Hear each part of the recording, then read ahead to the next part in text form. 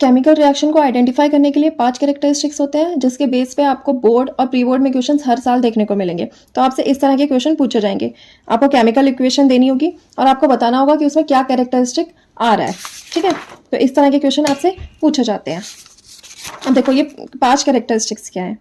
पहला कैरेक्टरिस्टिक है evolution of a gas. आपकी केमिकल रिएक्शन होगी और उस केमिकल रिएक्शन में क्या होगी, कोई भी गैस इवॉल्व होगी। जैसे कि हमने ये लिया है कैल्शियम कार्बोनेट। कैल्शियम कार्बोनेट को जब हम हीट करते हैं तो उसमें से कैल्शियम ऑक्साइड निकलेगी और कार्बन डाइऑक्साइड गैस इवॉल्व होगी। कार्बन डाइऑक्साइड गैस को कैसे आइडेंटिफाई करते हैं, ये क्या करेगी, लाइम वाटर को मिल्की बना देती है। नेक्स्ट एग्जाम्पल देखो, आयरन है। आयरन में अगर हम स्टीम, आयरन के ऊपर अगर हम स्टीम पास कर देंगे तो हमें क्या मिलेगा, Fe3O4 मिलेगा और हाइड्रोजन की गैस रिलीज होगी। जब ये हाइड्रोजन की गैस रिलीज होती है तो इसको कैसे आइडेंटिफाई कर सकते हैं, हाइड्रोजन की गैस बर्न होती है पॉप साउंड से। नेक्स्ट देखो एल्यूमिनियम ऑक्साइड है। एल्यूमिनियम ऑक्साइड की अगर हम इलेक्ट्रोलिसिस करते हैं तो हमें मोल्टन एल्यूमिनियम मिलेगा और ऑक्सीजन की गैस रिलीज होगी।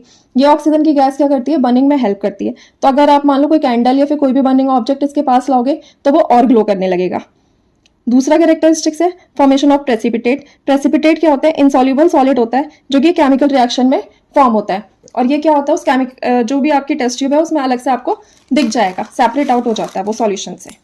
और इसकी सबसे इंपॉर्टेंट रिएक्शन है ये पोटेशियम आयोडाइड है। पोटेशियम आयोडाइड के एक्वा सॉल्यूशन में अगर हमने लेड नाइट्रेट का एक्वा सॉल्यूशन मिला दिया तो हमें क्या मिलता है, लेड आयोडाइड मिलेगा। ये जो लेड आयोडाइड है इसके हमें येलो कलर के प्रेसिपिटेट मिलते हैं। ठीक है, और उसके साथ हमें क्या मिलेगा, पोटेशियम नाइट्रेट।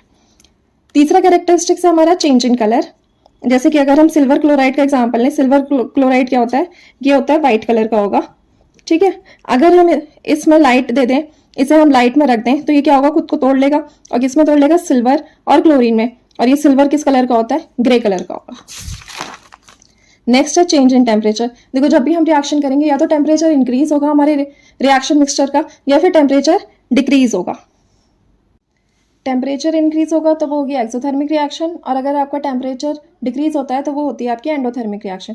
तो एक्सोथर्मिक रिएक्शन का हम एक एग्जांपल देख सकते हैं। जिंक में अगर हम सल्फ्यूरिक एसिड ऐड करते हैं तो हमें क्या मिलेगा, जिंक सल्फेट मिलेगा और हाइड्रोजन की गैस रिलीज होगी।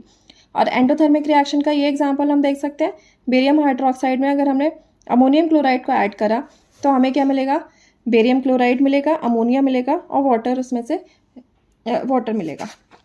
ठीक है, तो फिफ्थ कैरेक्टरिस्टिक होता है आपका चेंज इन स्टेट। आपकी जो केमिकल रिएक्शन आप करा रहे हो तो उसमें क्या होता है कि रिएक्टेंट जो होते हैं वो अपनी स्टेट को, जब हम प्रोडक्ट हमें मिलेंगे तो वो हमें किसी और स्टेट में मिलेंगे। मतलब कि रिएक्टेंट किसी और स्टेट में हो और प्रोडक्ट किसी और स्टेट में हो।